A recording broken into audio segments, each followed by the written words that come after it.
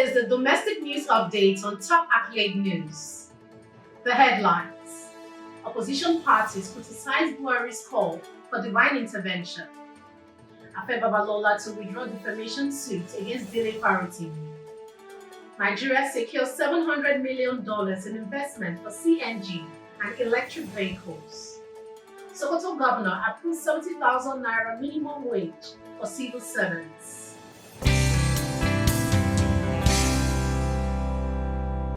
In politics, opposition parties criticize BUHARI'S call for divine intervention.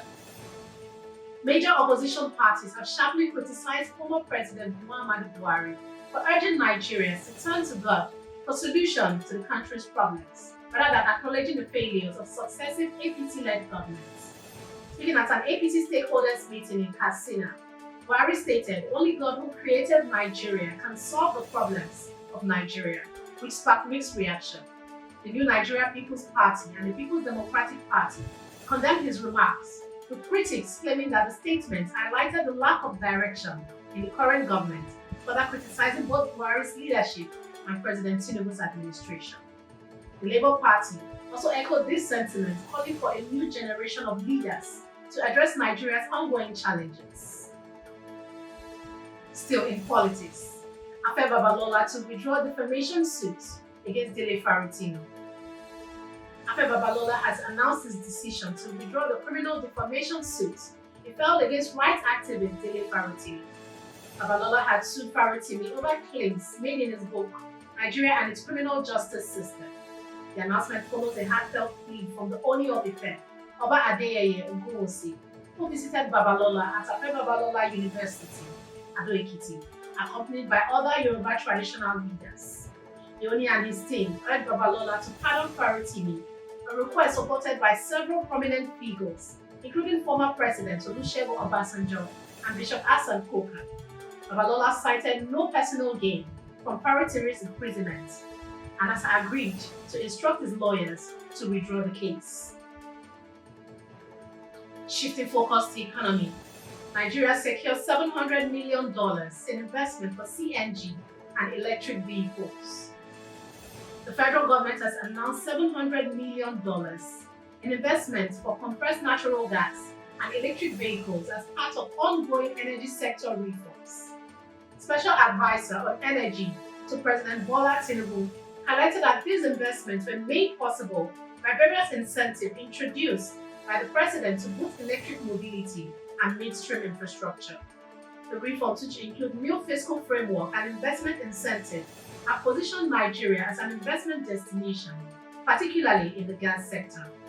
He also noted the government's effort to improve energy security, attract foreign investments, and address Nigeria's energy needs with a focus on sustainability and affordability.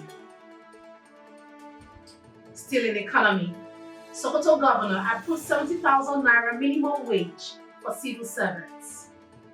Governor Ahmed Aliyu of Sokoto State has approved the payment of 70,000 naira minimum wage for civil servants starting with their January salaries. This move, which affects both state and local government staff, aligns with the federal government's national minimum wage policy and fulfills the promise made by the governor. In a statement, Governor Aliyu urged civil servants to demonstrate renewed commitment, hard work, and punctuality in return for the government's gesture. The governor also pledged to maintain the timely payment of salaries between the 19th and 22nd of each month and address the backlog of retirees' gratuities, ensuring no civil servant is owed by the end of his tenure. You are watching the domestic news update on Top Accolade News. Do stay with us. Still to come.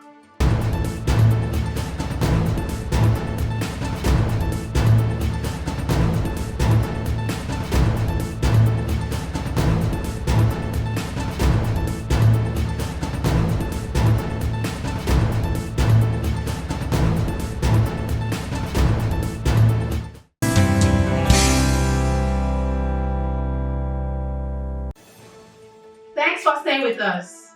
Moving on in economy, Nigeria to conduct nationwide MSME census in 2025. The Federal Ministry of Industry, Trade and Investment has announced plans to conduct a nationwide census of micro, small and medium enterprises in 2025, a key initiative aimed at empowering the sector and supporting Nigeria's economic diversification. Minister Dr. Jumoke Oduwole, alongside Minister of State Senator John Eno, highlighted that the census will establish a data-driven roadmap to strengthen MSMEs and boost industrial transformation. The 2025 outlook also emphasizes policies for industrialization, digitalization, and export growth, with a focus on fostering private sector competitiveness, creating jobs, and increasing trade revenue. Moving to security, IPOB reaffirms position in criminality. The indigenous people of Biafra has strongly reaffirmed its opposition to all forms of criminality, while accusing politicians of orchestrating insecurity in Igbo land to tarnish the group's image. In a statement, IPOB's media secretary, Comrade Ima Powerful, stated that the group is willing to work with local security agencies to combat criminality allegedly sponsored by politicians. IPOB further rejected claims that its security wing, the Eastern Security Network, was responsible for the rising insecurity, arguing that the violence only intensified in 2022, 2 years after ESN's formation. The group accused political figures of trying to discredit IPOB and undermine the Biafran independence movement, promising to continue their pursuit of a referendum for Biafra's restoration. In entertainment, TOKE MAKINWA slams Two-Face IDIBIA over marriage drama with Annie. Media personality TOKE MAKINWA has strongly criticized Two-Face IDIBIA following the drama surrounding his marriage to Annie IDIBIA. Reacting on Instagram, TOKE called out Two-Face for posting a controversial divorce announcement, despite initially claiming his account had been hacked. She expressed anger over the situation, stating that this is wrong on all levels and vowed to support Annie.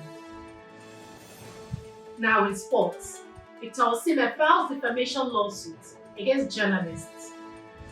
Super Eagles striker Victor OSIMHEN has filed a defamation lawsuit against Turkish journalist Tolga Bozduma, who accused him of assault following a dramatic 3-3 draw between Galatasaray and Dynamo Kyiv 2 weeks ago.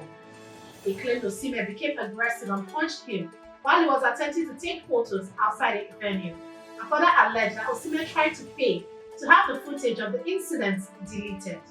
However, OSIMHEN, in a statement through Super Eagles media officer Promise Efoge, vehemently denied the allegation, calling them false and malicious, as he seeks legal action to clear his name.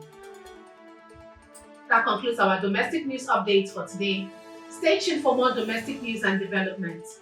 Thanks for joining us. I am Ojorumi Okocha. Connect and engage with us on all our social media handles. Do have a wonderful day.